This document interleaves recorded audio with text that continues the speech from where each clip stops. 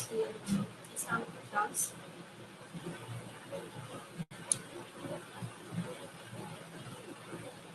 I hope you can hear me.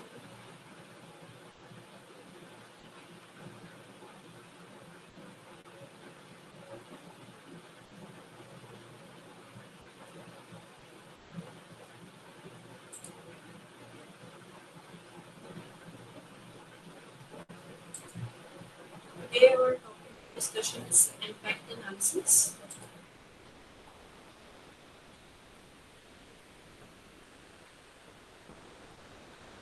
Can you hear?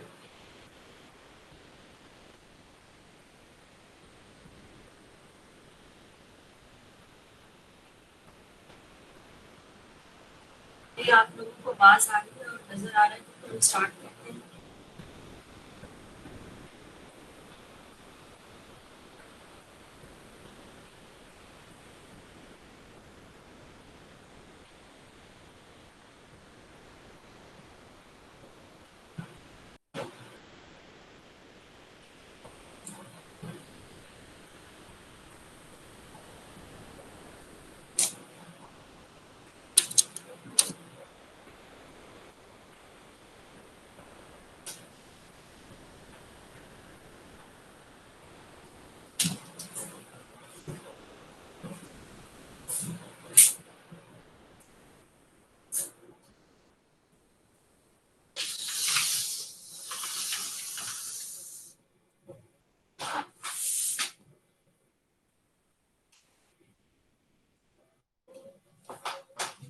Ji, is it better now?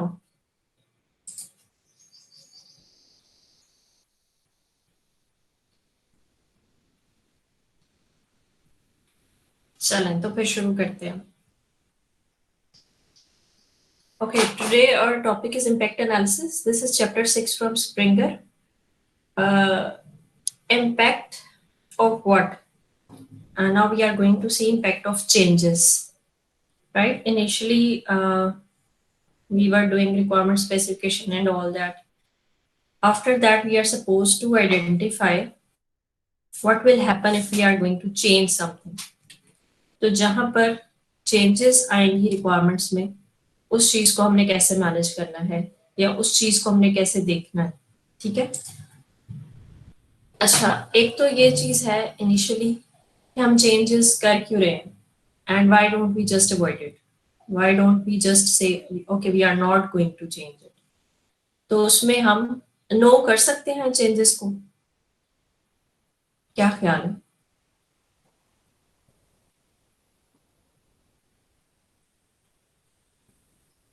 यानी कि एक चीज है जो कि क्लाइंट ने कस्टमर ने अपनी मर्जी से बनवाई है और उसके बाद it is said that change this और दिस और दिस, तो हम उसके ऊपर नो कर सकते हैं. We being a development organisation क्या हो सकता है?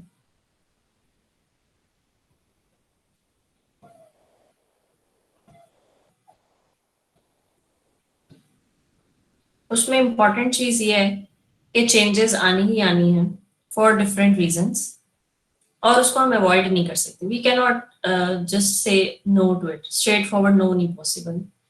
ठीक है. क्यों नहीं पॉसिबल? क्योंकि कुछ जेन्युइन रीजंस हैं चेंजेस की और उसको हम कहते हैं कि सॉफ्टवेयर जो है वो मेंटेनेंस फेज में है. sometimes there are corrective maintenance, sometimes there are adaptive maintenance. Corrective maintenance क्या है कि you are supposed to correct something initially for because of wrong requirements, maybe missing requirements, किसी भी वजह से requirements के किसी प्रॉब्लम की वजह से आपने उसमें कोई चीज गलत ऐड कर दी है. So you are suppose to modify, तो फिर आपको उसको करेक्ट करना पड़ेगा. और क्या हो सकता है कि आपने अडेप्टिव मेंटेनेंस करनी है. अडेप्टिव मेंटेनेंस क्या है? Adapted according to the new environment, new frameworks, new may be there are technological reasons.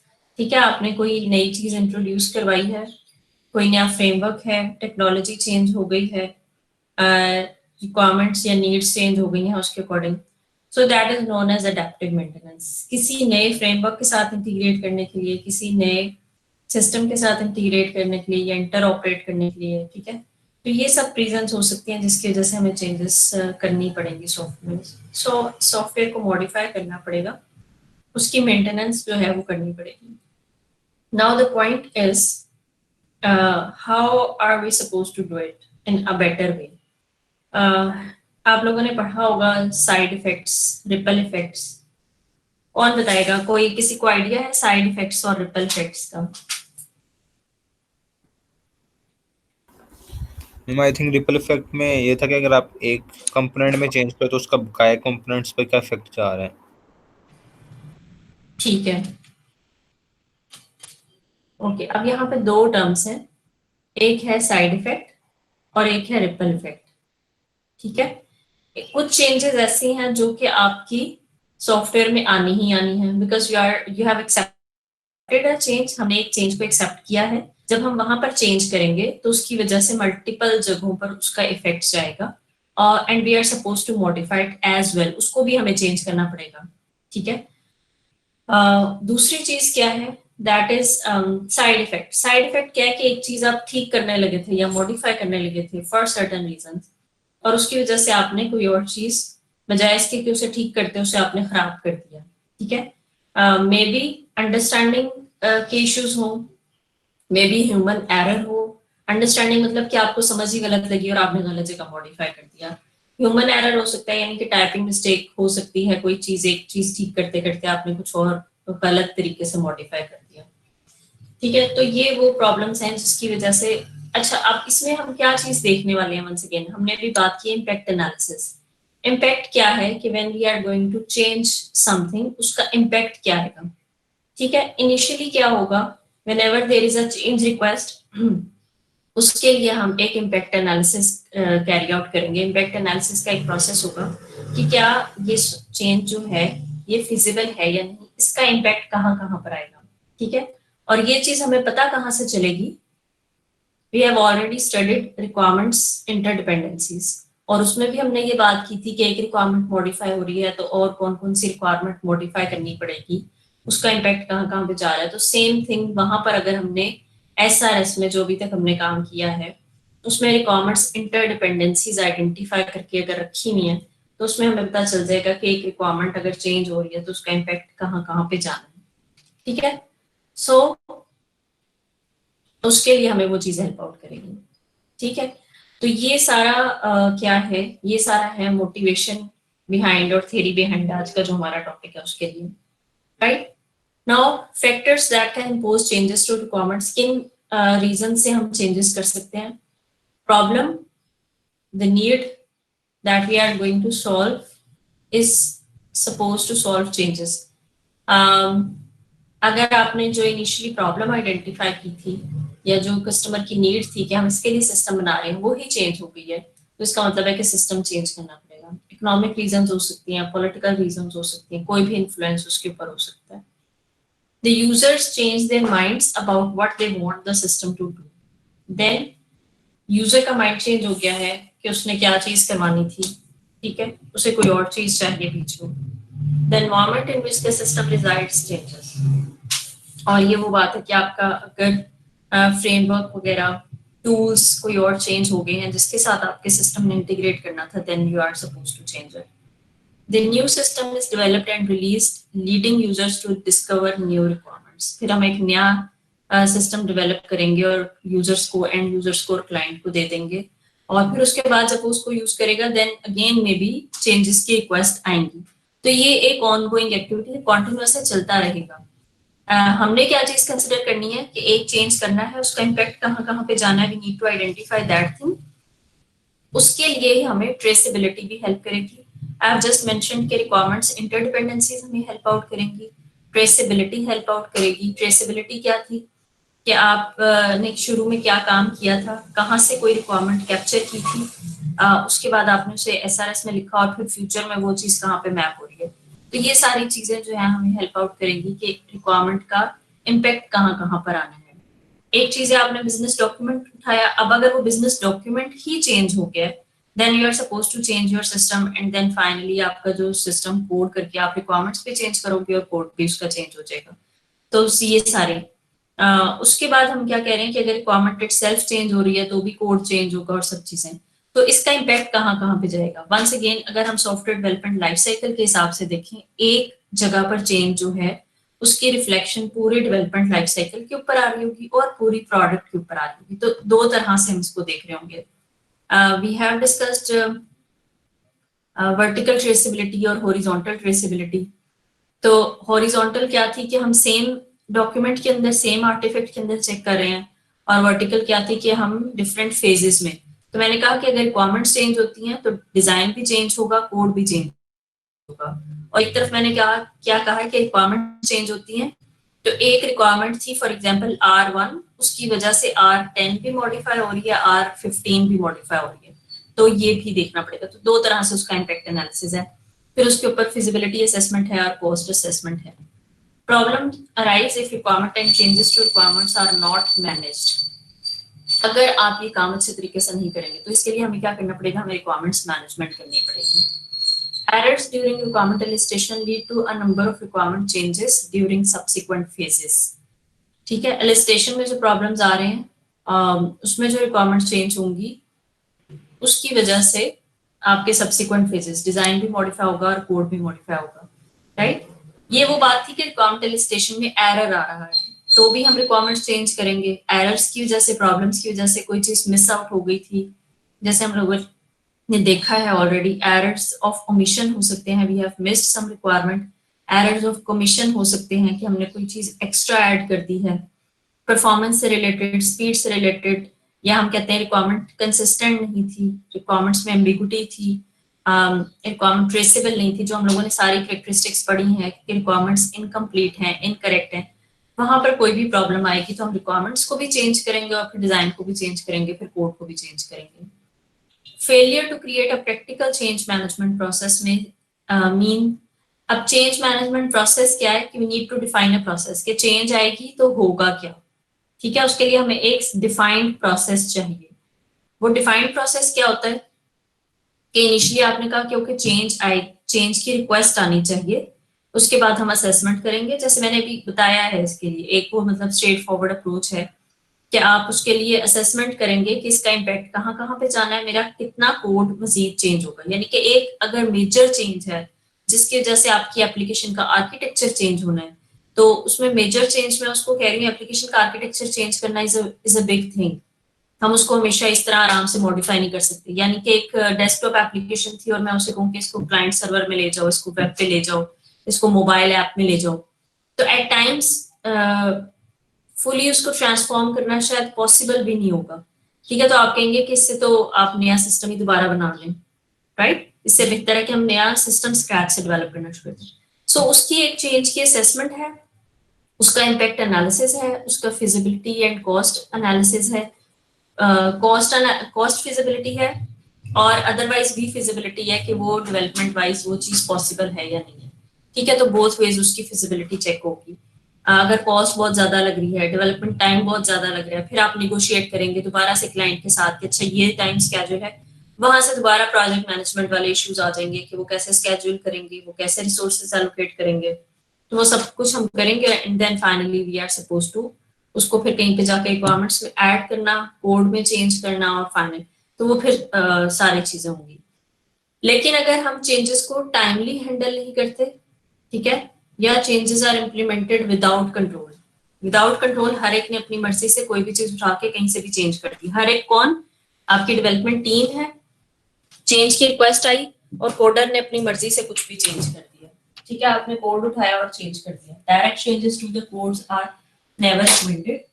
अब उसमें फिर इशू आना शुरू हो जाएगा कि आपने डायरेक्टली चेंज कर दिया है, तो रिक्वायरमेंट्स डॉक्यूमेंट कुछ और कह रहा है, डिजाइन डॉक्यूमेंट कुछ और कह रहा है, लेकिन आपने चीजें बीच में से मॉडिफाई कर दी। ठीक है, तो वहां पर दोबारा से उसमें प्रॉब्लम्स आएंगे, तो सो दैट इज नॉट रिकमेंडेड कि हम कहीं से भी। तो उसका एक पूरा साइकिल होगा कि हमने कौन कौन सी चीज कहाँ कहाँ से चेंज करनी है।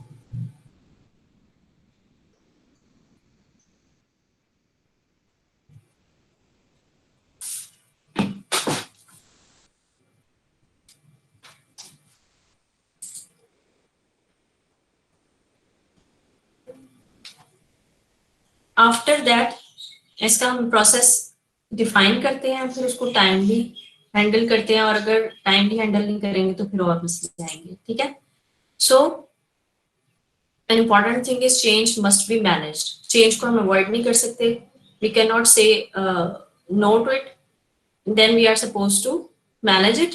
So change is not a problem. Unmanaged changes, if you are not going to handle it properly, तो फिर उसके केस में इसका मसला हो सकता है।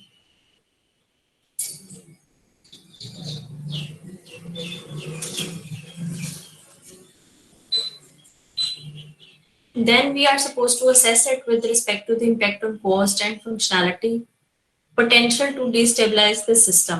ठीक है, अगर आप चेंजेस ऐसा कर रहे हैं जिसकी वजह से आपका सिस्टम डिस्टेबलाइज हो जाएगा।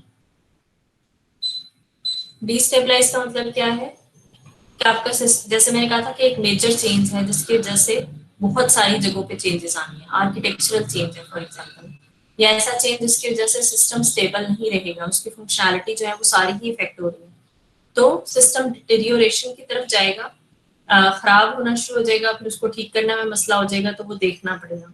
When a change is introduced in the code, its effects on test, design, architecture requirements are typically ignored. जब हम जाके कोड में चेंज कर देते हैं तो फिर टेस्टिंग पे क्या इम्पैक्ट आएगा, डिजाइन में, आर्किटेक्चर में। अब होगा क्या, कोड आपने चेंज कर दिया, टेस्ट केसेस बने हुए थे अकॉर्डिंग टू द रिक्वायरमेंट्स, वो उसी तरह पुराने ही पड़े हुए टेस्ट केसेस, तो अगेन आपने जो नई फंक्शनैलिटी ऐड की है जो कि ठीक ऐड की है, लेकिन टेस्ट केसेस उनको बताएंगे कि ये गलत है। ठीक है, तो वी नीड मतलब उसमें lot of care is required while doing that thing. So manage hierarchically changes should be introduced top down, तो इसमें एक हायरार्की मैनेज करनी पड़ेगी। इनिशियली हम एक क्या करेंगे, रिक्वायरमेंट डॉक्यूमेंट को मॉडिफाई करेंगे, देन कोड को, एंड देन डिजाइन को, एंड सो ऑन, और उसके साथ साथ टेस्ट केसेस भी इफेक्ट होंगे। अब टेस्टिंग में भी इसका रोल है, जब हम कहते हैं ना टेस्ट केसेस भी मॉडिफाई होंगे, हम टेस्टिंग करते कैसे हैं, कंप्लीट सॉफ्टवेयर की एक फंक्शनैलिटी चेक करने के लिए एक पूरा टेस्ट सूट होता है या सेट ऑफ टेस्ट केसेस होते हैं जिसको हम एग्जीक्यूट करते हैं। वो सेट पूरा कहाँ से बनता है, वो रिक्वायरमेंट्स इंटरडिपेंडेंसीज से बनता है कि एक फंक्शनैलिटी को चेक करने के लिए उसका इम्पैक्ट कहाँ कहाँ जाना है, वो मैयर करने के लिए, उसको असेसमेंट करने के लिए हम पूरा टेस्ट केसेस, वो 8-10 टेस्ट केसेस हो सकते हैं फॉर अ सिंगल फंक्शनैलिटी, उस सबको हम चेक करते हैं। तो जब एक यूज केस इफेक्ट हुआ है, एक फंक्शनैलिटी इफेक्ट हुई है, तो वो सारे टेस्ट केसेस भी अपडेट होंगे, तो वो चीज भी देखनी पड़ेगी। सो चेंज, वो चैलेंज क्या है सॉफ्टवेयर डेवलपमेंट में, कांस्टेंट चेंज ऑफ रिक्वायरमेंट्स। ठीक है, क्योंकि रिक्वायरमेंट्स कीप ऑन चेंजिंग, और अब जो हमारे लेटेस्ट डेवलपमेंट लाइफ साइकिल्स हैं वो इस चीज को सपोर्ट करते हैं कि रिक्वायरमेंट्स चेंजेस आ रही हैं उसको हम करें। इनिशियली क्या था, वाटरफॉल में तो हम कह देते थे कि हमने इसको फ्रीज कर दिया, अब हमने इसको चेंज ही नहीं करना, उसको हम नए साइकिल में सोचेंगे। सो वो देखना पड़ेगा कि डेवलपमेंट लाइफ साइकिल कैसे है। Change management and impact analysis, systematically manage changes and assess the effect of change requests.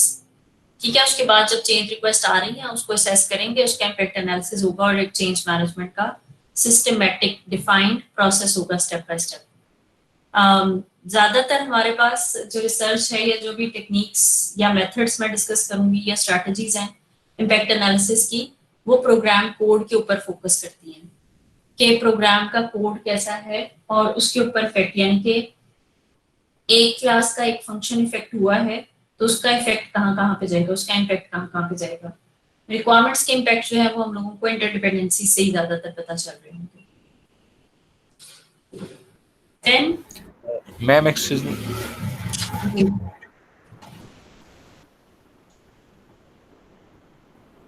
Ma'am जी बोलिए। मैम जो कांस्टेंट लास्ट स्लाइड में जो फर्स्ट पॉइंट था उसमें कांस्टेंट चेंजेस, उसका क्या मीनिंग था, उसे जरा एक्सप्लेन कर दें।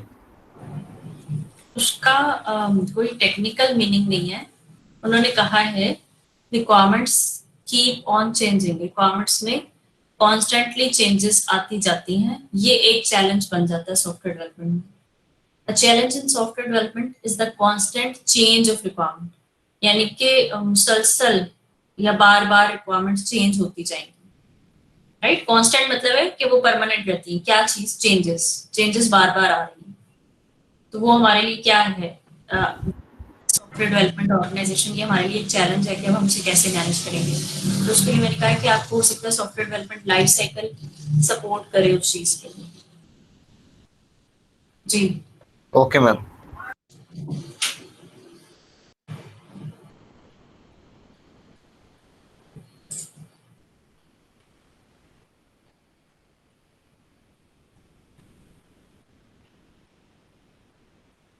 अच्छा, उसके बाद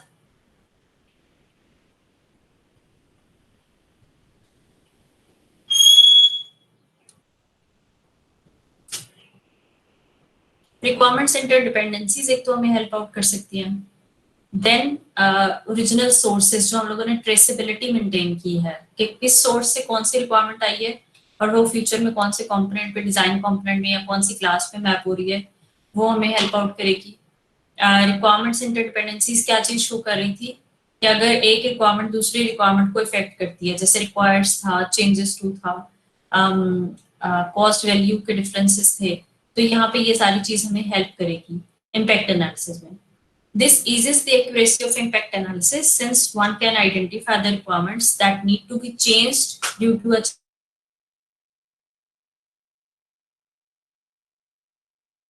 help out हो जाएगा अगर हमने requirements traceability अच्छे से maintain की हुई है।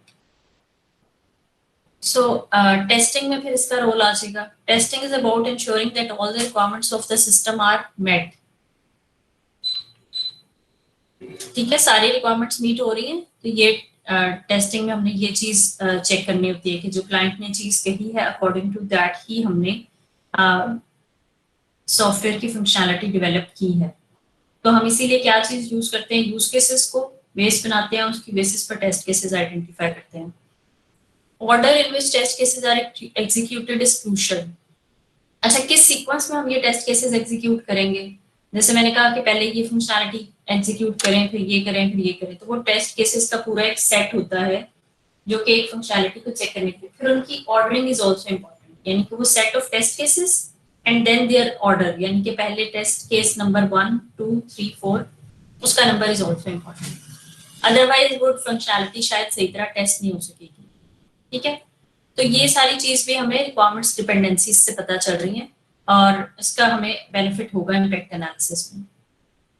Now there is a question, what is the format of a change request form? आएगा कौन?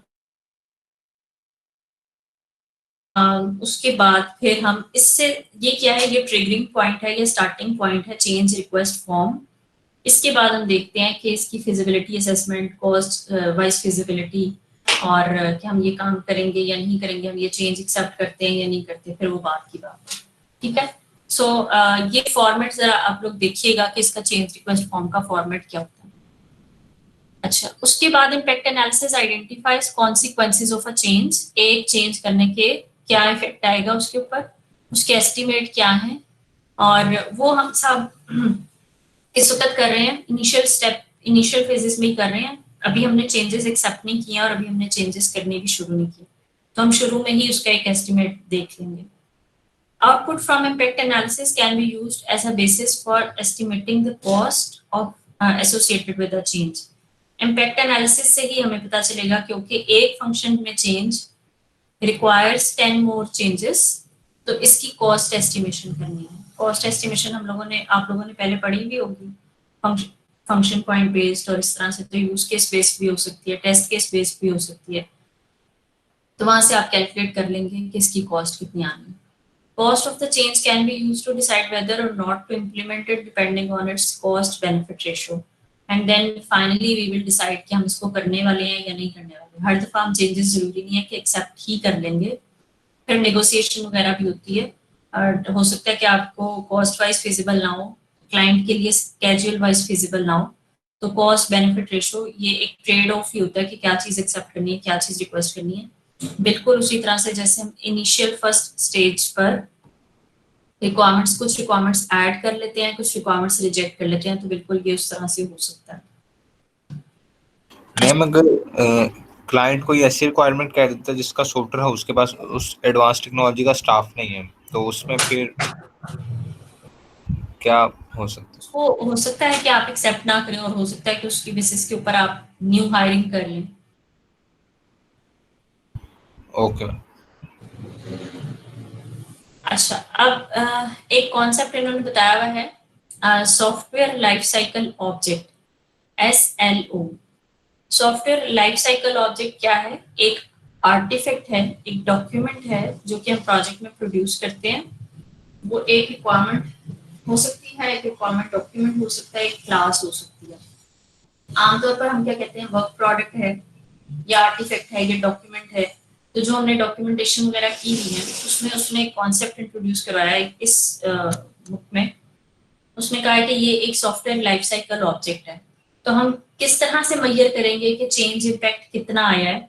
हम SLOs काउंट करेंगे, यानी कि एक चेंज की वजह से कितने software life cycle objects effect हो रहे हैं। ठीक है, उसके लिए उसने कुछ मेट्रिक्स दिए हुए हैं। अच्छा, ये है अगर हम नॉर्मल जो हमारा ट्रेडिशनल डेवलपमेंट लाइफ साइकिल है वाटरफॉल, उसमें देखें इम्पैक्ट कैसे आता है। तो रीजन फेज है रिक्वायरमेंट्स। अगर हमने रिक्वायरमेंट्स से related SLOs, software life cycle object, यानी कि अगर हमने रिक्वायरमेंट्स को मॉडिफाई किया है तो उसका इम्पैक्ट जाता है रिक्वायरमेंट पर ही। तो रिक्वायरमेंट से related life cycle object impact होता है, इफेक्ट आता है। डिजाइन में चेंजेस करते हैं तो कहाँ कहाँ पे जाएगा? रिक्वायरमेंट्स भी मॉडिफाई होंगी और डिजाइन भी मॉडिफाई होगा। इम्प्लीमेंटेशन फेज पे जा चुके हैं और फिर हमने कोड में चेंजेस करनी है, तो पहले रिक्वायरमेंट्स भी चेंज होंगी, डिजाइन भी चेंज होगा, फिर कोड भी चेंज होगा। सो इट डिपेंड्स कि where in the development life cycle that change is requested. So you are suppose to modify all the SLOs accordingly. उसके अकॉर्डिंग हम सारे आर्टिफैक्ट्स या सॉफ्टवेयर लाइफ साइकिल ऑब्जेक्ट्स को modify करेंगे। Okay. Then impact analysis analyzes relationships between various entities in the system. Two types of analysis and dependency analysis and traceability analysis. Dependency analysis is detailed relationship among program entities that is extracted from source code. और फिर traceability analysis है जो कि हमने different artifacts के दरमियान में किया था। ठीक है, सो इम्पैक्ट एनालिसिस में हम ये दो तरह के एनालिसिस करेंगे। डिपेंडेंसी एनालिसिस कि एक आर्टिफैक्ट को मॉडिफाई कर रहे हैं हमने अगर अच्छा हाँ, ये this is typically about source code. अगर हमने एक जगह पर मॉडिफाई किया है प्रोग्राम एंटिटीज में तो सोर्स कोड पे उसका क्या इफेक्ट आएगा। और ट्रेसेबिलिटी एनालिसिस है कि अगर हमने एक आर्टिफैक्ट को मॉडिफाई किया तो उसकी वजह से कहाँ कहाँ पे आर्टिफैक्ट्स इफेक्ट होंगे। ठीक है, सो सेम तरह की एंटिटीज को अगर डिस्कस कर रहे हैं तो वो डिपेंडेंसी एनालिसिस है, और डिफरेंट अगर हम फेजेस में जा रहे हैं तो वो ट्रेसेबिलिटी एनालिसिस है। To calculate the impact of a change, we need information about the dependencies among objects। और ये dependency among objects कहाँ से मिलेगी? किसी हद तक हमें RTM से, requirements traceability matrix से मिल सकती है। Knowledge about how changes propagate from object to object via dependency and traceability links। और हम फिर ये identify करेंगे dependencies between objects are often captured by references between them। references हमने कहाँ maintain किए हैं? रिक्वायरमेंट ट्रेसेबिलिटी मैट्रिक्स में किए हैं, SRS में जो भी हमने इंटरडिपेंडेंसीज पढ़ी थी वहां पे किए हैं। एक चेंज कहाँ कहाँ पे प्रोपेगेट करेगा और उसका इफेक्ट कहाँ पर आएगा, उसके लिए हम रूल्स और एल्गोरिथम्स भी यूज कर सकते हैं। अच्छा, दूसरी चीज क्या है? अब उन्होंने कहा है कि जब हम इम्पैक्ट आइडेंटिफाई कर रहे हैं उसके बाद we need to distinguish between primary and secondary changes. Primary changes क्या है? एक जगह पे चेंज किया। सेकेंडरी चेंजेस क्या है? उसका इफेक्ट कहाँ कहाँ पे जा रहा है। ठीक है, तो प्राइमरी चेंज है या सेकेंडरी चेंज है, ये इसको डिफरेंशिएट करना क्यों जरूरी है कि आमतौर पर हम असेसमेंट जब करते हैं कि कहाँ कहाँ चेंज करनी है, चेंज रिक्वेस्ट आई और आपने काउंट कर लिया for example n places modify होनी है, n की वजह से इफेक्ट कितना आ रहा है? n हो सकता है जाके पूरे सिस्टम को ही इनडायरेक्टली इफेक्ट कर रही है, तो पूरा system he at the end change हो रहा होगा। सो that is also important. Primary change है या सेकेंडरी चेंजेस कितने हैं, तो ये दोनों को काउंट करना पड़ेगा। यानी एक जगह चेंज किया और उस चेंज की वजह से और कहाँ कहाँ चेंज होना उनको भी काउंट करना पड़ेगा। ठीक है, अब क्या हम इस चीज को ऑटोमेट कर सकते हैं? उन्होंने कहा कि it is mainly based on human expertise. Human expertise ही है कि मैं कह रही हूँ एक रिक्वायरमेंट चेंज होनी है। RTM अभी मैंने आप लोगों से बनवाया और उसमें मैंने आपको कहा कि डेफिनेटली आप लोगों ने मैनुअल बनाया होगा उसको। Although we can take help from tools, लेकिन ह्यूमन एक्सपर्टीज नो डाउट फिर भी इन्वॉल्व रहेंगी कि कहीं कोई चीज मिस आउट, क्योंकि टूल किस तरह काम करेगा, टूल में हमने जितनी रिक्वायरमेंट्स डाली हैं और जितनी इंटरडिपेंडेंसीज आइडेंटिफाई की हैं, टूल में कोशिश करूंगी एक दो टूल्स हैं उनके डेमो आपको शो कर दूं, तो वहां पर हम रिक्वायरमेंट्स और उनकी इंटरडिपेंडेंसीज आइडेंटिफाई करते हैं।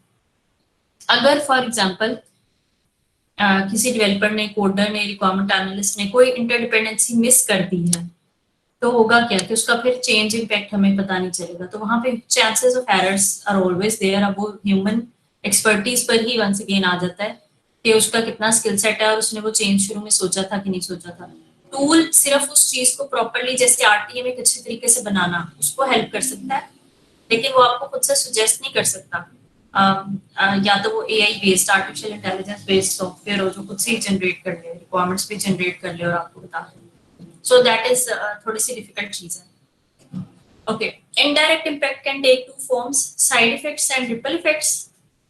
और ये मैंने आपको बता दिया, साइड इफेक्ट्स अनइंटेंडेड बिहेवियर है जिसको हम नहीं चाहते थे चेंज करना, वो भी मॉडिफाई हो गई है चीज, उसकी वजह से स्टेबिलिटी, फंक्शनैलिटी इफेक्ट होगी और एट द एंड क्लाइंट वहां पर एरर्स आपको बता रहा होगा कि ये प्रॉब्लम हो गई है, वो प्रॉब्लम हो गई है। हो सकता है आपके टेस्ट केसेस में वो चीज आइडेंटिफाई हो जाए, नहीं तो फिर एंड यूजर तक चले जाएंगे एरर्स। दूसरी चीज क्या है कि रिपल इफेक्ट है, एक सिस्टम के एक पार्ट में कोई चेंज करते हैं तो वो अवॉइड नहीं किया जा सकता, उसकी जगह पर मल्टीपल चेंजेस होनी है, तो उसको हमें देखना पड़ेगा। Then software architecture is important. Software architecture क्या है? Software in a big picture, ठीक है। तो इसको हम कहते हैं most of the time this is high level design. High level design में भी मैं इंटरनल डिटेल्स में नहीं जा रही, सिर्फ आर्किटेक्चर में हम ये चीज डिस्कस करते हैं कि इसमें कितने कंपोनेंट्स हैं और वो कैसे कनेक्टेड हैं एक दूसरे के साथ, और उसमें उनके इंटरफेसेस क्या हैं, ठीक है, यूजर इंटरफेसेस भी या उनके आपस में इंटरफेसेस भी। फॉर एग्जांपल कंपोनेंट 1 है, वो कंपोनेंट 2 के साथ उसका इंटरफेस है, कंपोनेंट 2 का कंपोनेंट 4 के साथ इंटरफेस है, तो कौन से कंपोनेंट से कौन से दूसरे कंपोनेंट में इनपुट्स जा आ रही हैं उसको हमें देखना पड़ेगा। तो आर्किटेक्चर के ऊपर भी इफेक्ट आ रहा होगा तो उसको भी हमें देखना पड़ेगा। इम्पैक्ट एनालिसिस में आर्किटेक्चर को हम एक अर्ली पॉइंट के तौर पर यूज कर सकते हैं चेंजिंग रिक्वायरमेंट, यानी कि आपने अगर चेंज किया है फॉर एग्जांपल कंपोनेंट 1 में, तो क्या कंपोनेंट 2 मॉडिफाई होगा, कंपोनेंट 3 मॉडिफाई होगा। ये लो लेवल डिजाइन की जो डिटेल्स हैं, बहुत अंदर तक जाके नहीं हमें देखना पड़ेगा, ये हमें हाई लेवल से ही पता चल जाएंगी चीजें, ठीक है। बहुत अंदर तक जाने का मतलब क्या है कि अगर मैं एक एक फंक्शन लेवल पर चली जाऊं, ग्रैनुलैरिटी है ना, ग्रैनुलैरिटी मतलब क्या है, कंपोनेंट लेवल है, एक क्लास लेवल है, एक फंक्शन लेवल है, एक स्टेटमेंट लेवल है। फिर यूनिट ऑफ कोड क्या है, एक प्रोग्राम स्टेटमेंट। अब अगर मैं देखूं कि एक प्रोग्राम स्टेटमेंट चेंज होने से कहाँ कहाँ कौन कौन सी program statement line of code change हो रही है, तो ये that is very difficult to identify. Then अगर मैं कहूँ कि एक फंक्शन चेंज करने से कहाँ कहाँ इफेक्ट जा रहा है, वर्सेस इसके कि मैं क्या कह रही हूँ एक कंपोनेंट में चेंज करेंगे तो कौन कौन सा कंपोनेंट।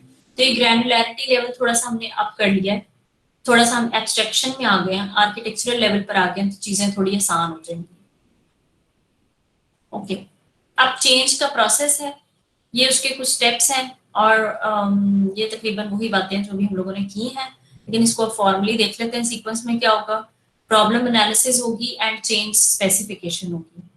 प्रॉब्लम एनालिसिस की क्या प्रॉब्लम आई है, क्या रिक्वायरमेंट चेंज होनी है, नई रिक्वायरमेंट आई है, चेंज की स्पेसिफिकेशन है, न्यू चेंज है, मॉडिफिकेशन है, अपडेशन है, किस तरह की चेंज है। उसके बाद चेंज एनालिसिस है और पोस्टिंग है। चेंज एनालिसिस में चेंज रिक्वेस्ट की वैलिडिटी है, कब तक कर देंगे तो ठीक है। उसके बाद फाइंड डायरेक्टली इफेक्टेड रिक्वायरमेंट्स, ये चीज है जो कि हमें रिक्वायरमेंट इंटरडिपेंडेंसी से पता चल सकती है, और यहाँ पर हमने इम्पैक्ट एनालिसिस करना है कि कितनी रिक्वायरमेंट्स जो है वो डायरेक्टली इफेक्ट होंगी। फिर डिपेंडेंट रिक्वायरमेंट्स जो अभी हम बात कर रहे थे, primary changes and then secondary changes.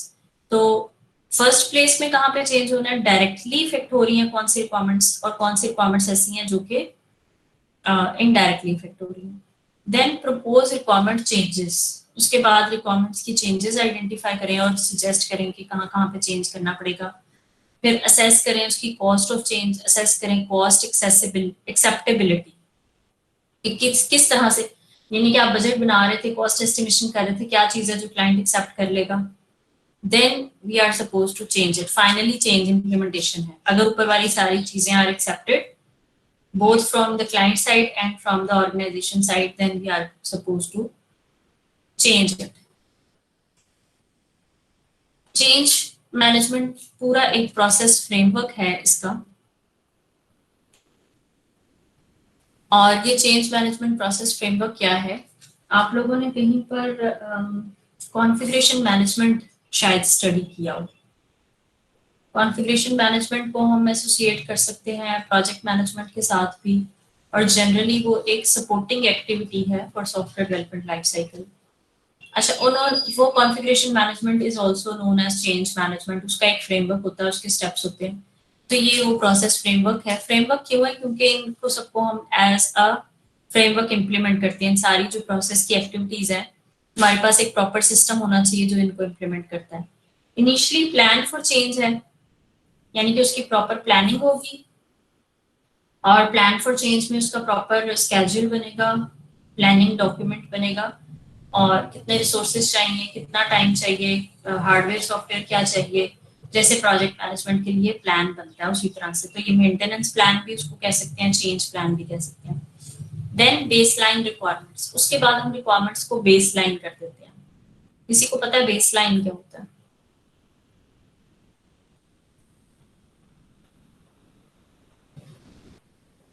Okay, baseline requirements हैं कि हमने रिक्वायरमेंट्स को, पहले जो काम सब कुछ ठीक चल रहा है उसका उसकी हम एक कॉपी बना लें, ठीक है।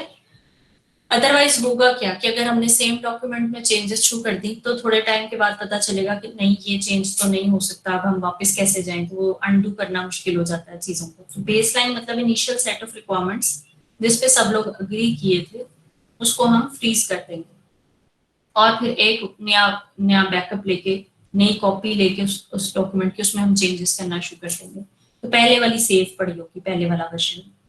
उसके बाद इट इज रिकमेंडेड कि हम एक सिंगल चैनल यूज करें। ऐसा नहीं है किसी का भी दिल किया तो वो चेंजेस करना शुरू हो जाए, प्रोजेक्ट मैनेजर ने कह दिया तो चेंज कर दो, टीम लीड ने कह दिया तो चेंज कर दो, इस तरह नहीं होगा। एक सिंगल अथॉरिटी होगी जो कहेगी कि चेंज करना है, और वो सारी चेंजेस को केयरफुली रिव्यू कर रही होगी। वो वहां पे रोल आ जाता है किसका? चेंज कंट्रोल बोर्ड का। सो चेंज कंट्रोल बोर्ड एक 3 4 5 लोगों की कमेटी की तरह एक बोर्ड होगा जो कि आइडेंटिफाई करेगा, रिकमेंड करेगा कि ये चेंज करना है या नहीं करना। चेंज कंट्रोल सिस्टम, उसके बाद एक ऑटोमेटेड टूल सपोर्ट कर सकता है हमें, जिसमें हम ये सारे जो मैं अभी बात कर रही थी बेसलाइन रिक्वायरमेंट है, तो यहीं से कॉन्सेप्ट निकलता है वर्जन्स का भी। फर्स्ट वर्जन है, सेकंड वर्जन है, थर्ड वर्जन है, ड्राफ्ट वर्जन है, फाइनल वर्जन है। तो ये वर्जन्स मैनेज करने पड़ेंगे कि यहाँ पे चेंज रिक्वेस्ट आई थी, नई रिलीजेस के लिए हम लोगों ने ये चीज ऐड की थी मे बी, तो वो हमें चेंज कंट्रोल सिस्टम में डालना पड़ेगा। देन मैनेज हायरार्किकली, उसके बाद इट इज रिकमेंडेड कि हम हायरार्की में चेंज करेंगे। हायरार्किकली का मतलब क्या है कि पहले रिक्वायरमेंट्स को मॉडिफाई करें, एक हायरार्की जो बनती है, पहले रिक्वायरमेंट्स को मॉडिफाई करें, फिर डिजाइन को मॉडिफाई करें, और फिर कोड को मॉडिफाई करें। तो ये पूरा इसका फ्रेमवर्क है। मैम ये सिंगल चैनल को जरा रिपीट कर दीजिएगा काइंडली। सिंगल चैनल मैंने कहा है कि हर, अब एक प्रोसेस है, ऐसा नहीं है कि कोई भी उठ के कहीं पर भी चेंजेस करते, ठीक है। एक सिंगल रिस्पॉन्सिबल अथॉरिटी होगी जो कि चेंज को असेस करेगी और फिर बताएगी कि हाँ चेंज करना है या नहीं करना। कोई भी अपनी मर्जी से नहीं कर सकता, यानी डेवलपर का दिल किया तो उसने रिक्वायरमेंट चेंज कर दिया, ऐसा नहीं होगा। प्रोजेक्ट मैनेजर ने कह दिया हाँ ये चीज चेंज कर दो तो हम चेंज कर लें, ऐसा नहीं होगा। एक सिंगल अथॉरिटी है, मे बी 2 3 4 5 लोगों का एक चेंज कंट्रोल बोर्ड बनता है जो कि इंश्योर करता है कि अगर वो कहेगा कि चेंजेस होनी है तो फिर चेंजेस होंगी, ठीक है। तो वो एक सिंगल ओके। होगी।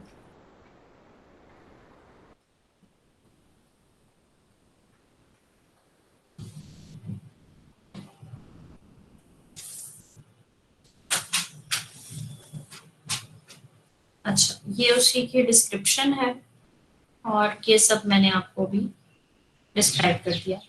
अच्छा, अब क्वेश्चन ये है कि इसके लिए हमने आइडेंटिफाई करना है कि चेंज इम्पैक्ट एनालिसिस के लिए, चेंज मैनेजमेंट के लिए कोई हमारे पास स्टैंडर्ड डॉक्यूमेंट एग्जिस्ट करता है प्रोसेस के लिए या सिस्टम के लिए, या मैंने कहा था कि चेंज रिक्वेस्ट की का फॉर्मेट क्या होगा। तो ये आप लोगों ने अब इसके ऊपर देखना है खुद से। अच्छा, फिर हम बात कर रहे थे सॉफ्टवेयर लाइफ साइकिल ऑब्जेक्ट की, कि हम जब चेंजेस करेंगे तो डायरेक्ट इम्पैक्ट कहाँ पर आएगा और इनडायरेक्ट या सेकेंडरी इम्पैक्ट कहाँ पर आएगा। उसके लिए हमारे पास कुछ मैट्रिक्स हैं, वो मैट्रिक्स हमें लेटर ऑन हेल्प आउट करते हैं। मैट्रिक्स क्या होते हैं कि हम क्वांटिफाई करके रख सकें कुछ चीजों को, इन नंबर्स काउंट कर सकें। यानी मैंने कहा कि कितनी नंबर ऑफ चेंजेस आनी थी, कितना टोटल टाइम लगा, कितने नंबर ऑफ रिसोर्सेज लगे उसके लिए, तो मैं क्वांटिफाई करने की कोशिश कर रही हूँ। और फ्यूचर में हम उन नंबर्स को यूज कर सकते हैं किसी भी चीज की असेसमेंट के लिए कि क्या चीज थी, क्या चेंज थी, फिजिबल रही या नहीं फिजिबल रही। तो हम यहाँ पे SLOs की बेसिस पर कुछ सेट डिफाइन करेंगे। SLOs क्या है? Software life cycle object. उसमें एक सिस्टम सेट है, सिस्टम सेट में हमारे सारे ऑब्जेक्ट्स आ जाएंगे, रिक्वायरमेंट्स भी, डिजाइन भी, कोड भी, ठीक है। उसके बाद है starting impact set. Starting impact set में वो ऑब्जेक्ट्स हैं जो हमें लगता है इनिशियली के चेंज होंगे, राइट, तो ये डायरेक्ट इम्पैक्ट वाली चीजें आ जाएंगी। उसके बाद है एस्टिमेटेड इम्पैक्ट सेट। उन डायरेक्ट चेंजेस की वजह से कहाँ कहाँ सेकेंडरी कौन कौन से ऑब्जेक्ट्स हैं जो कि इफेक्ट हो रहे हैं, इनडायरेक्टली इफेक्ट हो रहे हैं। इनडायरेक्ट या सेकेंडरी चेंजेस कहाँ पर आनी है, वो एस्टिमेटेड इम्पैक्ट सेट है। जैसे फॉर एग्जांपल आपने कहा कि आपके पूरे सिस्टम में कितने सॉफ्टवेयर लाइफ साइकिल ऑब्जेक्ट है, for example n। Starting impact set क्या है, फॉर एग्जांपल 10 है। फिर आपने कहा कि एस्टिमेटेड कितने हैं, आपने एस्टिमेट लगाया कि 10 चेंज होंगे तो उनकी वजह से 20 और भी चेंज होंगे, ठीक है। और फिर फाइनली हम देखते हैं एक्चुअल इम्पैक्ट सेट, कि जब हमने ये सब काम कर लिया और उसके बाद हमने सब कुछ ठीक तरीके से कर लिया प्रोजेक्ट में, तो असल में चेंजेस कहाँ कहाँ करनी पड़ती है, ठीक है। शुरू में एस्टिमेशन है, स्टार्टिंग इम्पैक्ट सेट क्या होगा और एस्टिमेटेड इम्पैक्ट सेट क्या है, और फिर एक्चुअल। फिर हम एक्चुअल को और एस्टिमेट को कंपेयर करते हैं कि हमारी गेसिंग, जो हम गैस कर रहे थे कि यहाँ यहाँ चेंजेस चाहिए, वो गैस वर्क या हमारी एस्टिमेशन कितनी ठीक थी। अच्छा, अब इसमें इवैल्यूएशन ऑफ इम्पैक्ट एनालिसिस, हमारा इम्पैक्ट एनालिसिस कितना अच्छा था उसकी इवैल्यूएशन के लिए हमारे पास कुछ मैट्रिक्स हैं। Total number of SLOs divided by estimated impact set, ठीक है। अब उन्होंने कहा है total number of SLOs, sorry SIS है स्टार्टिंग इम्पैक्ट सेट, ठीक है। स्टार्टिंग इम्पैक्ट सेट और estimated impact set. Starting impact set और estimated impact set primary changes और सेकेंडरी चेंजेस, अगर हम कहते हैं कि इसकी रेशियो जो है, इन दोनों वैल्यूज को अगर हम डिवाइड कर रहे हैं, रेशियो जो है अगर दैट इज 1, तो क्या होगा कि वो एक आइडियल कंडीशन होगी। यानी कि प्राइमरी चेंजेस जो आ रही हैं वही सेकेंडरी चेंजेस भी हैं, और इसका इम्पैक्ट बहुत कम है। यानी कि हमने एक चीज चेंज की है, उसका इनडायरेक्ट इम्पैक्ट बहुत कम जा रहा है। दूसरी उसके बाद क्या चीज है, total number of EIS estimated impact set divided by total number of system में जो टोटल SLOs है, ठीक है। अब आइडियल केस में इसकी वैल्यू क्या होनी चाहिए, अगर ये 1 है यानी कि EIS और सिस्टम SLOs बराबर है, तो क्या ये वर्स्ट केस होगा। वर्स्ट केस का मतलब क्या है कि पूरा सिस्टम ही चेंज हो रहा है। एस्टिमेटेड इम्पैक्ट सेट में और सिस्टम में अगर दोनों बराबर हो जाएंगे, यानी कि प्राइमरी चेंजेस सेकेंडरी चेंजेस जो एस्टिमेटेड इम्पैक्ट सेट है divided by total number of SLOs in a system, तो वो एक वर्स्ट केस होगा। तो इसकी वैल्यू क्या होनी चाहिए, much less than 1। Ideal case में क्या होगा कि सेकेंडरी इम्पैक्ट जो है वो बहुत कम होना चाहिए। उसके बाद है एस्टिमेटेड इम्पैक्ट सेट और एक्चुअल इम्पैक्ट सेट। अगर ये दोनों बराबर है, इसका मतलब है कि ये परफेक्ट थी, हमने जो एस्टिमेट किया था एक्चुअल में भी वही मॉडिफाई हुआ है, राइट। So it's done.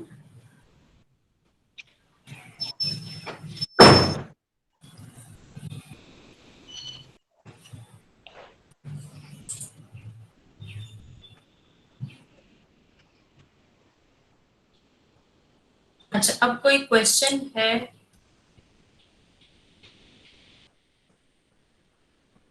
आप लोगों का?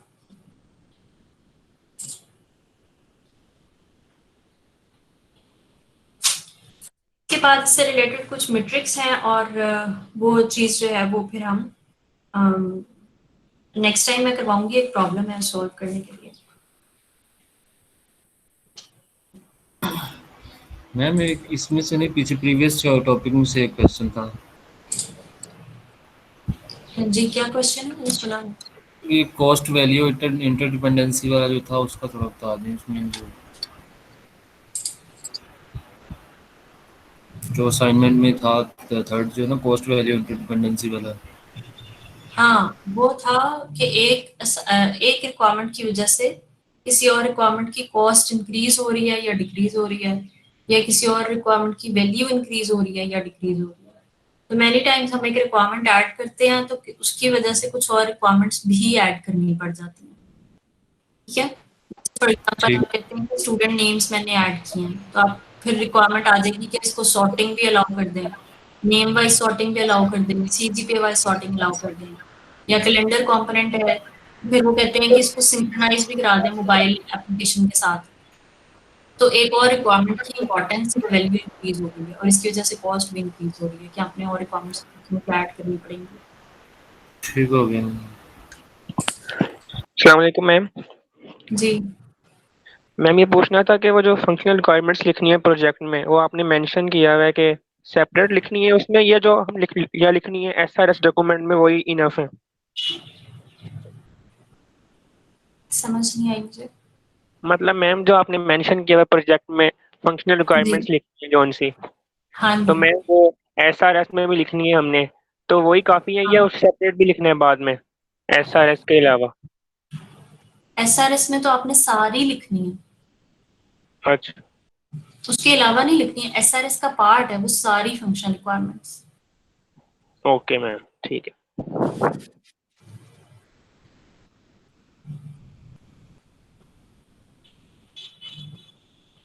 अच्छा, अब आप लोग मॉर्निंग वाले पहले रोल नंबर वाइज अपनी अटेंडेंस छोड़ के जाएं।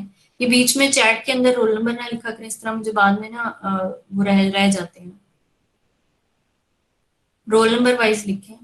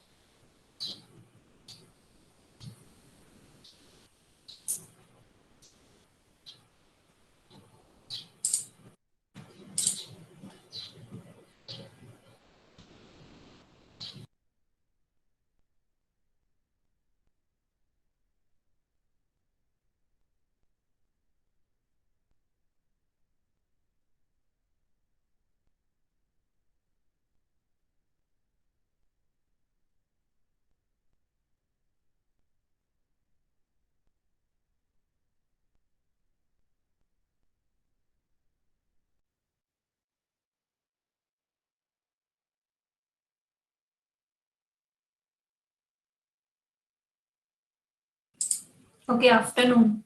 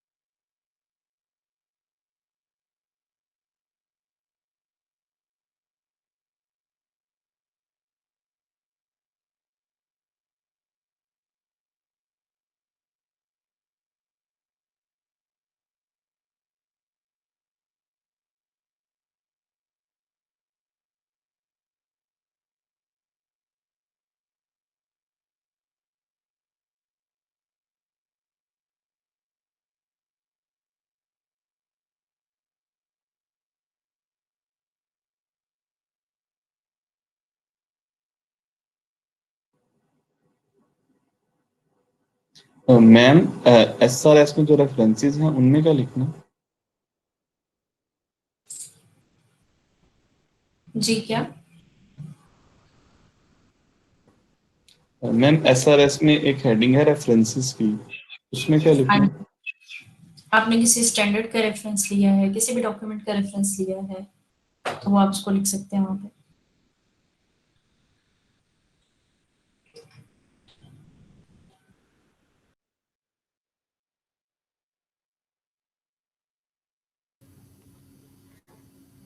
मैम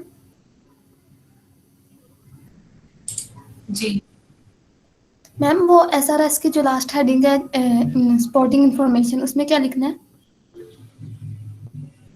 स्पोर्टिंग इंफॉर्मेशन में आप DFT वगैरह कोई डॉक्यूमेंट अटैच कर सकते हैं, इंटरव्यूज के क्वेश्चंस या इस तरह की चीजें हम अटैच कर सकते हैं उसमें। ओके, ठीक है मैम, थैंक यू।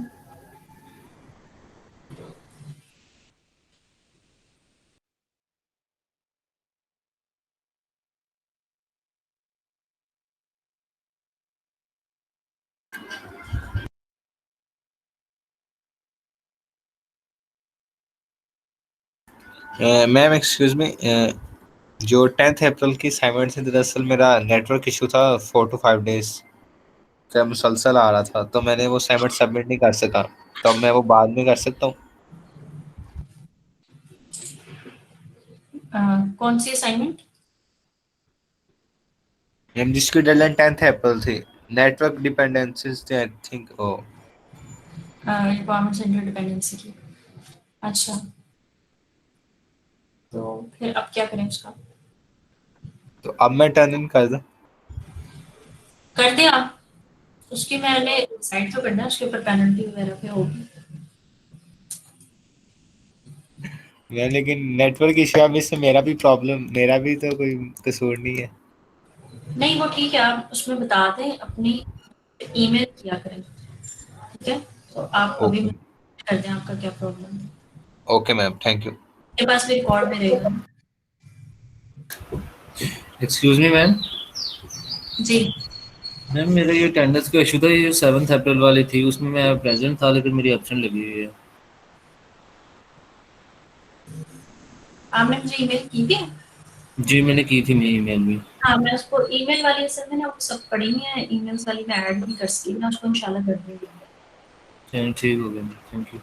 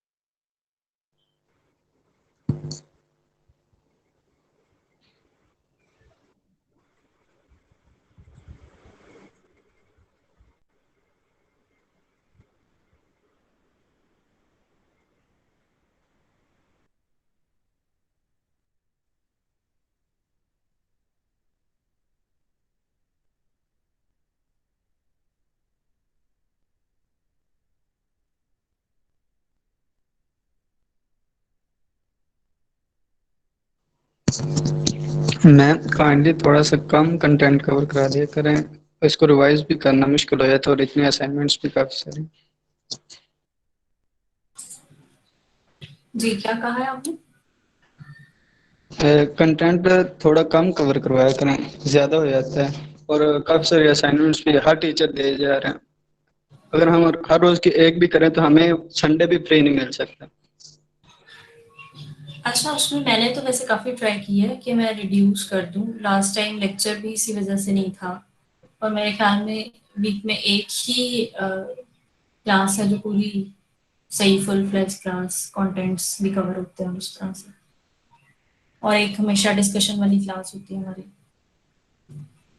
और दूसरा ये है कि आप लोगों का सीनियर सेमेस्टर है, उस लिहाज से तो उस लिहाज से भी मतलब उस वजह से भी शायद बर्डन जा रहा है, तो मिनिमाइज तो किया है मैंने आप लोगों को डेडलाइंस भी रिलैक्स कर दी थी, असाइनमेंट की भी और प्रोजेक्ट की भी, और अभी तक मेरे ख्याल में जितनी भी सबमिशंस थी उन सब की ही एक्सटेंड की है। तो आई एम ट्राइंग कि आप लोगों के ऊपर बर्डन ना पाए। मैम एक सजेशन है कि ना जी सारे टीचर्स की ना साइकोलॉजिस्ट के साथ मीटिंग अरेंज करवा दें, उन्हें पता चले कि इस कंडीशन में कितना पढ़ाना चाहिए और कैसे स्टूडेंट्स को हैंडल करना चाहिए। अच्छा, अभी आपको ऐसा वैसे किस लिहाज से लग रहा है, ऐसा क्या प्रॉब्लम आ रही है? मैम बहुत ज़्यादा बर्डन डाल रहे हैं टीचर्स, कोई एक असाइनमेंट ख़त्म नहीं होती करके और दूसरी आ जाती है, और लेक्चर्स भी हमने कवर करने होते हैं, असाइनमेंट्स भी करनी है। यस मैम, ऐसे ही है बिल्कुल।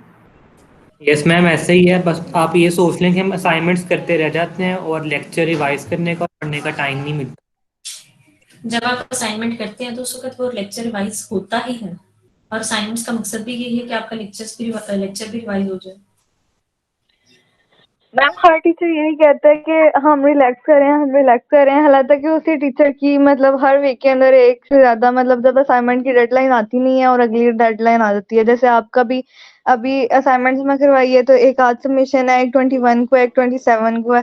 ऐसे ही हर टीचर कहता है कि मतलब मैं एक वीक की रिलैक्सेशन दे रहा हूँ, उसके अंदर ही फिर आपको स्केड्यूल बताया हुआ है पूरा, और हर वीक में आपने डेफिनेटली हर वीक की जो अंडरस्टैंडिंग है उसको अप्लाई करना है। अभी तो आप लोगों के क्विजेस वगैरह कुछ भी नहीं हो रहा ना। मैम वो बात तो ठीक है, लेकिन आप मतलब सिनेरियो भी तो चेक करें ना कि मतलब हर टीचर ही मतलब वो स्केड्यूल यूनिवर्सिटी के मुताबिक था। यस मैम, अभी ऐसा लग रहा है कि टीचर्स की आपस में कोई कोरेस्पॉन्डेंस नहीं है, यानी कि हर कोई अपना अपना काम दी जा रहा है। उनको नहीं पता कि जो दूसरे सब्जेक्ट के टीचर्स हैं ऐसा उनमें कुछ भी भी नहीं काम है, ऐसा कुछ भी नहीं है, लेकिन ये चीज है कि एक चीज मतलब एक चीज अनाउंस्ड है, वेल बिफोर टाइम अनाउंस्ड है। कुछ चीजें हम लोगों ने, जैसे ये एसआरएस वाली बात है, तो हम लोगों ने एसआरएस कब की पढ़ ली है, और उसकी असेसमेंट मतलब आपकी एक तरह से अब आई है सबमिशन, ठीक है। तो और कुछ चीजें ऐसी हैं कि वो इतनी छोटी हैं, जैसे रिक्वायरमेंट्स इंटरडिपेंडेंसी वाली। मैंने उस दिन क्लास में आप लोगों को पूछा अच्छा एग्जांपल्स बताएं, तो कोई नहीं बोल रहा था। मैंने कहा चलें ठीक है, उसका 1 पेज एक सबमिशन थी। तो मेरे ख्याल में कहीं ना कहीं उसको न्यूट्रलाइज भी कर रहे हैं, और मेरी कोशिश है कि मैं आप लोगों को वेल बिफोर टाइम 2 वीक्स पहले ही बता दूं कि क्या क्या चीजें अब आने वाली हैं। और अभी भी मैं इसमें अपडेट कर दूंगी जो आप लोगों की, मैंने अभी और चीजें कुछ प्लान की हुई है, प्रेजेंटेशन वगैरह, तो वो सब जो है वो वेल बिफोर टाइम मिल जाएगा उसकी टेंशन। मैम आप इससे आइडिया ले लें, कल हमने 3 असाइनमेंट सबमिट करवाई हैं और आज आई थिंक 1-2 है, उसी तरह आज सही, ठीक है, मुझे समझ आ रही है। मैं इसको देखूंगी कि और मैं रिलैक्स कर दूं आप लोग। मैम आपके टोटल 6 लेक्चर हुए हैं और उसके अंदर से हमें 5 असाइनमेंट्स अभी तक हम सबमिट आपको करवा चुके हैं। तो मैम मतलब आज वाली हमें सेक्शन एसआरएस से बिल्कुल, वो एसआरई से बिल्कुल भी ना फ्री टाइम नहीं मिल रहा। बाकी टीचर्स फिर भी 2 वीक में एक असाइनमेंट दे रहे हैं, आप हर वीक एक असाइनमेंट दे। अच्छा, तो लेकिन ये भी तो देखिए कि उसमें जाता क्या है। और ये जो आप लोगों का एक प्रोजेक्ट था जिसको मैंने प्रोजेक्ट का नाम दे दिया है, उसमें आपने ग्रुप सबमिट करवाने थे अपने, एक पेज का एब्स्ट्रैक्ट, जो कि मैंने कहा था आप अपना बेशक पुराना कोई भी प्रोजेक्ट उठा मैम लें। लेकिन बाकी भी करना होता है। बाकी अगर 2 वीक बाद दे रहे होते हैं वो एक प्रॉपर हैवी असाइनमेंट देते हैं जिसे प्रॉपर अच्छा हैवी खासा असाइनमेंट टाइम होती है ना, लगता है। मैं कह रही हूँ हाँ जी, कि वो 2 वीक बाद देते हैं। तो मेरी अगर हर वीक एक छोटी सी असाइनमेंट चली जाती है तो ये आप लोगों के लिए आसानी है ना, यानी कि ये मैनेज करने का तरीका है। यानी कि मैं आपको अगर 2 वीक्स बाद एक हैवी प्रोजेक्ट दे दूं वर्सेस इसके कि एक छोटी छोटी, तो ये मेरा तरीका है। किसी टीचर का 2 वीक्स वाला है, तो ये तो मिक्स एंड मैच ऐसे ही चलता है। मैम ये भी तो देखे ना, हमने हर वीक असाइनमेंट्स करनी है, क्योंकि 6 अब के हम 6 10 दिन बजे से करनी लेक्चर है। लेना शुरू, हमने असाइनमेंट्स हम बाकी सारे सब्जेक्ट लेकर बैठे हैं। तो मैम हमारे हेल्थ प्रॉब्लम भी आ रही है अब, तो इससे बहुत मुश्किल हो रहा है मैनेज करना। नहीं, ये आप इस स्पेसिफिक सिचुएशन की वजह से कह रहे हैं, हेल्थ प्रॉब्लम किस सेंस में? असाइनमेंट्स भी हमने लैपटॉप पर करनी है, लेक्चर भी हमने लैपटॉप पर लेने हैं, और सुबह से बैठते हैं और शाम तक बैठे रहते हैं। हर रोज बैठने के तो ये बाद तो आप लोगों ने इसी तरह की जॉब्स करनी है जाके इंडस्ट्री में। आपका तो पूरा टाइम बैठने का ही काम होगा, वो लोग तो रात को भी बैठाए रखते हैं। वो तो तब होगा ना, अब ये इस जब कंडीशन हमने में अपनी कंपनी बर्डन खोल तब होगा। दी। तो ये अभी आपको क्या लग रहा है कि इस सिचुएशन में जितने लोग इस सिचुएशन के अलावा भी जो लोग जॉब करते हैं, घर आके भी वो हरकत सिस्टम पर ही होते हैं और वहां पर भी, मतलब ये तो कोई इतनी वो चीज बनती नहीं। मैं अदरवाइज ठीक है, आई अंडरस्टैंड कि जिस तरह की सिचुएशन है आपको रिलैक्स किया जाए। तो मैंने आपको यही कहा है कि आप लोग जो एसआरई की काउंट कर रहे हैं चीजें, वो ऐसा उसकी वो भी देखें कि उसकी डेंसिटी क्या थी। ठीक है, हमने प्रोजेक्ट ग्रुप्स काउंट सबमिट कराने, आपने उसको भी काउंट कर लिया। अभी आप लोगों की एक असाइनमेंट मैंने मतलब चेक की है असाइनमेंट, तो उसमें मैंने 5 दिन लेट भी एक्सेप्ट की हुई है, although I am not going to accept late any mores. लेकिन द थिंग इज कि आपको रिलैक्स तो किया जा रहा है साथ साथ। आपने मुझे कहा कि इस चीज की डेट एक्सटेंड कर, हर चीज के ऊपर आपको एक्सटेंशन मिली है, और फिर भी आप कह रहे हैं कि आपको उसमें मैम लेकिन आप ये भी को देखें ना, आप हर लेक्चर में अराउंड 40-50 पेज जिसकी स्लाइड्स एक करवागे की हैं कंप्लीट, हमने वो भी पढ़ना है। बाकी सब्जेक्ट्स का भी ऐसे ही है, फिर सबने असाइनमेंट देनी है, आपकी भी करनी है। और आप खाली अपने सब्जेक्ट का ना देखें ना, सबका देखें। मैं सबका ही देख रही हूँ। तो अच्छा मुझे ये बताएं कि बाकी लोग लेक्चर में क्या करवा रहे हैं? मैम उनका भी इसी का ही काम चली गया है स्पीक में। तो मैं आपको दूसरी तरफ ये भी कह रही हूँ कि वीक में मेरा सिर्फ एक लेंथी लेक्चर होता है और दूसरा तो डिस्कशन और वीएन टाइप ही होता है।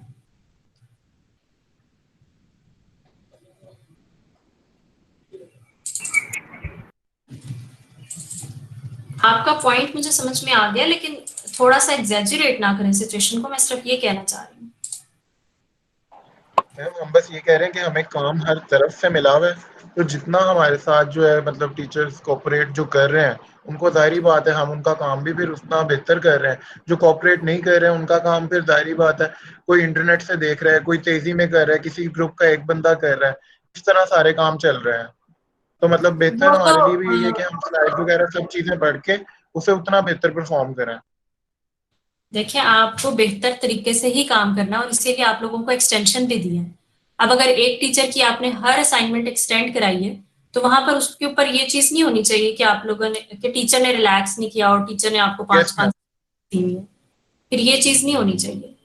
आपको मेरे ख्याल में मैंने ही हर दफा एक्सटेंशन दी है। ये जो आपकी एसआरएस वाला अपलोड हुआ है, ये 22 मार्च से ये पूरा प्लान प्रोजेक्ट का अपलोडेड है, और इसमें वो ये जो हम लोग पहले पढ़ चुके हुए थे, ठीक है ना।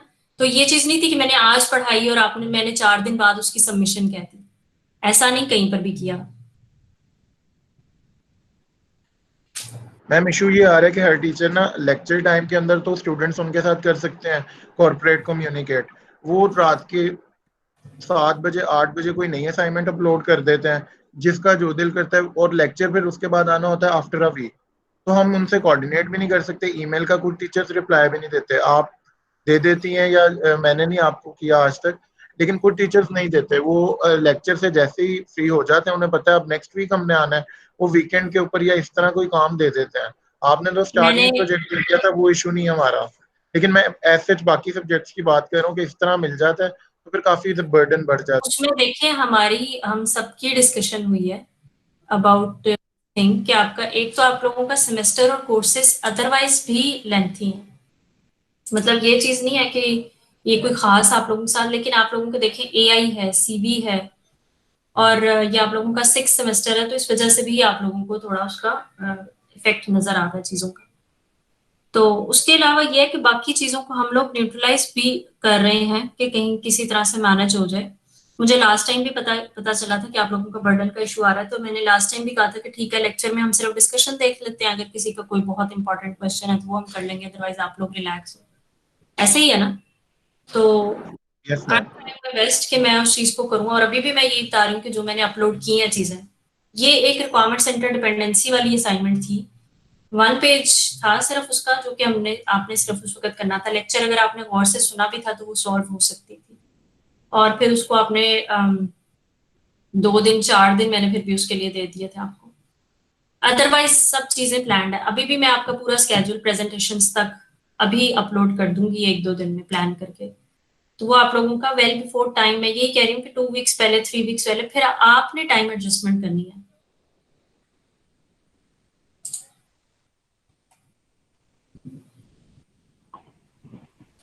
मैम आज वाली थोड़ी सी एक्सटेंड कर दें सबमिशन।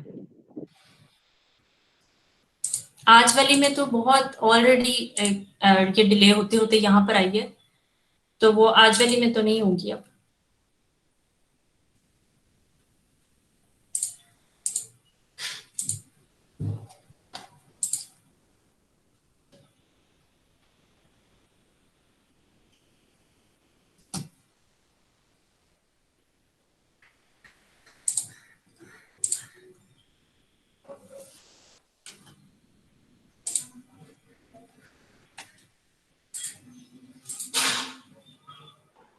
मैम जिससे नेक्स्ट डिलीवरेबल है वो नेक्स्ट ट्यूसडे तक हो जाएगा, क्योंकि अभी तो उसकी 17 है, वो एक्सटेंड नहीं हुई थी।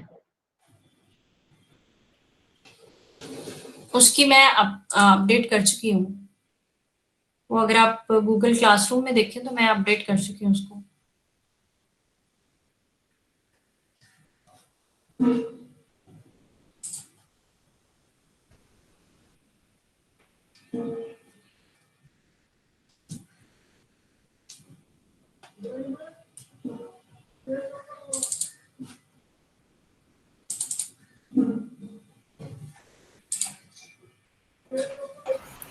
मैम ये एक और जो क्लासरूम में है, आइडेंटिफाई रिक्वायरमेंट्स इंटरडिपेंडेंसी टाइप वाला जो क्वेश्चन है, इसकी क्या डेट है? इसकी ड्यू डेट नहीं है, कब सबमिट करवाना है ये?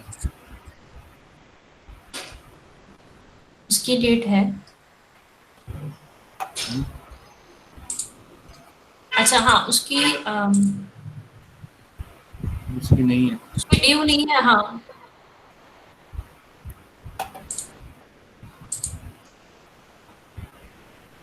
ये स्मॉल क्वेश्चन है, इसके लिए 1 वीक का मैं टाइम रखा हूँ, ये जो है लेक्चर के उसमें से आपको। मैम ये कब करवाना है फिर? Within 1 week. Okay ma'am.